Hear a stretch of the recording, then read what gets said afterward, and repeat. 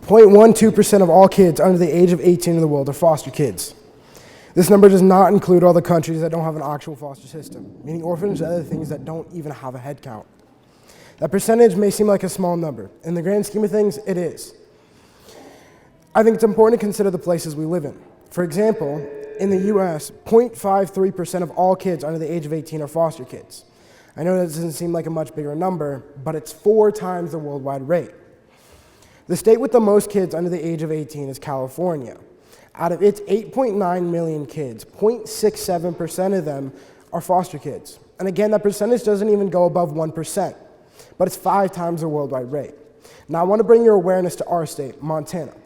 We have 236,000 kids under the age of 18, 1.94% of them being foster kids. That's 16 times the worldwide rate. If we use those numbers here at our own school, approximately 24 of us are foster kids. There may be more or less than that, but the point is that we're here in this room together, and I believe that we should be seen and heard just like the rest of you. I know those numbers can be a lot to take in, but I live in the foster care system.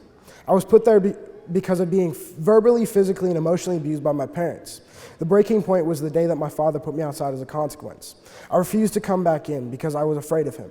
Then he yanked me in by my shirt, leaving a massive rash around my neck. The next day, my father kept me home from school to hide the mark. Then CPS came to my house to check on me, and my father told me to tell them I was home sick. When they came in, I told them the truth about what they did, or what he did. I don't know why I told the truth, but I did. The CPS worker then removed my siblings from school. I then went to the CPS office and was taken to my first foster family. Since then, I have lived in 13 different places. I could talk for a very long time about each place that I went to, but I won't, because no one can really change what happened there, and that is my past, and that made me who I am. For most of my life, I wore a mask.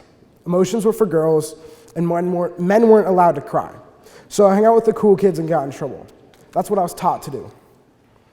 My hope for sharing this information is that you might consider this. Instead of making the choice to bully someone, choose to be grateful for what you have. Think of the 450,000 kids in America that don't have anything. When you want to help but you don't know how, it all starts with being kind and being a friend with the outcasts. Because that one kid over there that people call a nerd might like the same video game or even have the same interest as you. Let's not let popularity be the reason you never talk to them. One day you might get a new job or move to a new school, and you might be the outcast. I've been the outcast for years. I've been hurt and broken down in so many ways I don't know how to say. I don't want to see others go through that. I understand that my freshman year, I was just another jerk in my class. No one talked to me, and that was my goal. I wanted to drive people away because I was worried that I might have to leave school one day. I didn't want anyone to miss me because that would hurt, and I thought I had to be a man and not show emotions. Since then, I've learned that real men can cry and wear whatever color they want, even pink, and can show their emotions. And you don't have to go to parties to be cool.